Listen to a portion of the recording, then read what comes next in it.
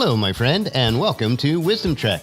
This is Guthrie Chamberlain, and I'm your guide to wisdom and creating a living legacy. Thank you for joining us for our 7-day-a-week, 7 Minutes of Wisdom podcast. This is day 332 of our trek.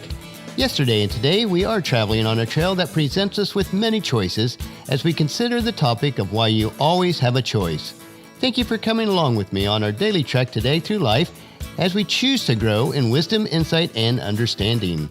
While some of our daily treks are a multi-part series like yesterday and today, you can join us at any time and start with us from that point on. If you'd like to listen to any of the past episodes, please go to wisdom-trek.com to listen to them and to read the daily journal.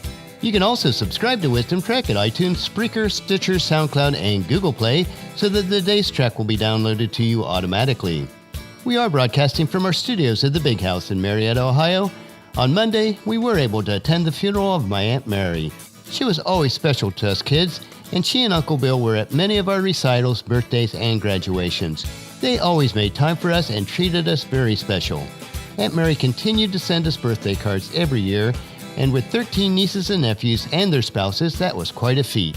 The choices that she made impacted our lives, and the choices that you make not only impact your own life, but also the lives of many others. If you desire to make an impact and live your legacy each day, it will be based on the choices that you make. This is the second day of our hike. Let us reflect on the subject of choices as we consider the topic, You Always Have a Choice. We are continuing our narrative from yesterday's hike, so if you have not listened to day 331, I would encourage you to do so before continuing on today. At the end of the day yesterday, I went through the 8 choices that I make every morning before I arrive at my desk ready to work each day. What if I changed choice number 2 from getting up at 5:30 to start my morning routine, and instead I choose to sleep in till 7:30 a.m.? If I did that, I would have to grab a quick shower, eat a donut or cereal for breakfast, then I could still be at my desk at or around 8 a.m.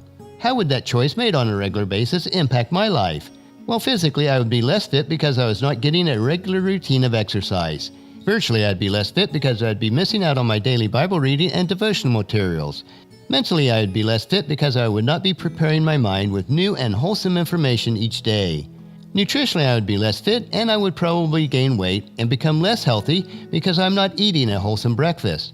And emotionally, I'd be less fit because my body, soul, and mind, which are all integrated, would not be receiving the proper nutrients that are needed daily. Now, this one simple choice to get up at 5:30 a.m. and following through with my morning routine sets the entire day on the proper trail for me. It also allows all the other choices, both large and small, that I need to make each day to be done with the proper mindset because I have taken care of myself physically, spiritually, mentally, nutritionally, and emotionally. Through this simple exercise, you can see that there really are no small choices because the accumulation of the small choices add up to some very big consequences, both good or bad. So let's look at taking ownership of your actions. Sometimes you may not realize that you do have a choice because the circumstances are so daunting. They overpower you to the state where life looks like just a series of constraints and you don't see yourself having the power of choice over what you are faced with. It is to be understood that the choices that you have available to make today may be constricted because of the choices that you made in the past. Even with this realization, you also need to understand that tomorrow's choices will be based on the choices that you are making today. It may require the very difficult choices and sacrifices made today so that you will have the freedom to make better choices in the future. You can either react in a helpless manner, which is still your choice, or you can gather the resolve to take action and obtain the outcome that you desire. The first scenario will lead you to become a bitter, disjointed, and unhappy person who gets a limited experience of life. The second scenario will lead you to live a life more proactively, making things happen and creating the results that you want to see. As with all aspects of life, it is your choice. Sometimes I hear people complain that they dislike what they are doing. It seems like this complaining is a badge of honor to them. And I am convinced that some people just enjoy complaining or playing the martyr. Yet when they're asked what choices they're making today so they can have a better tomorrow, they come up with a whole list of reasons to justify why they haven't been doing anything about their situation, and in their mind they think, I don't have a choice. To obtain success in any or all areas of life requires that we do make wise choices in all areas of life so that our life is balanced. The 7 areas of life that we need to make wise choices in are spiritual, family, physical and health, mental and intellect, personal and social, financial, and work and career. If you keep thinking that you have no choice of your situation, that's exactly how it's going to remain. You will always remain powerless over your life circumstances. You will be powerless because you refuse to accept and take the responsibility for what you are doing. Your life will not change unless you take ownership of what's going on in your life and through the choices that you will make. When you recognize that your life is your life, everything that you do is inherently a choice that you make. That's when a shift will occur on how you behave in your life. Rather than blame the external environment for what you're facing, you take action and become proactive in getting what you really want. Rather than feeling victimized by your situation, you will gain power over it one by one. Things will start shaping themselves into what you want them to be because you are actively working on them.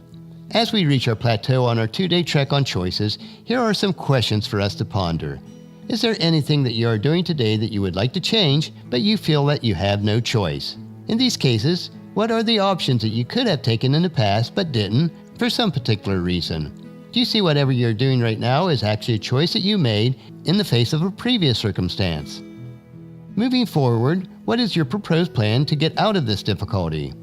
What are some immediate steps that you can take to start moving toward more desirable choices? No matter how things may seem, you always have a choice. Only through accepting responsibility for that can you finally progress toward what you want to be. Here are a couple examples of good choices that all of us can make, taken from the book of Proverbs. The first is Proverbs chapter 8, verse 10. Choose my instruction rather than silver, and knowledge rather than pure gold. And Proverbs chapter 22, 1. Choose a good reputation over great riches. Being held in high esteem is better than silver or gold. Choices, choices, choices. We make them every day. Some are small choices, and some are large choices. All choices are important, so choose wisely. And after stopping on our plateau for today, we will continue our trek tomorrow and explore the topic closely related to the choices that we make, which is your moral character really counts. So encourage your family and friends to join us, and then come along with us tomorrow for another day of Wisdom Trek, creating a legacy. That will finish our trek for today. Just as you enjoy these daily doses of wisdom, we ask you to help us to grow Wisdom Trek by sharing it with your family and friends through email, Facebook, Twitter, or in person when you meet with them, and invite them to come along with us each day. The journal for today's trek is available at wisdom-trek.com. Thank you for allowing me to be your guide, your mentor, but most importantly, you are my friend, as I serve you through the Wisdom Trek podcast and journal each day.